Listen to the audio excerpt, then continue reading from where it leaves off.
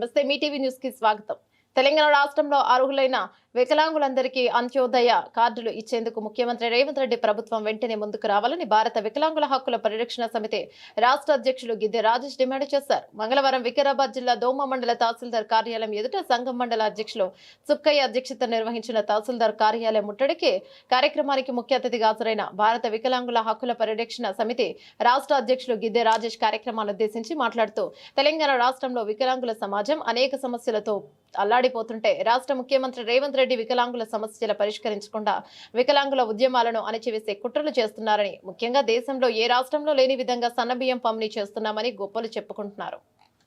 గౌరవ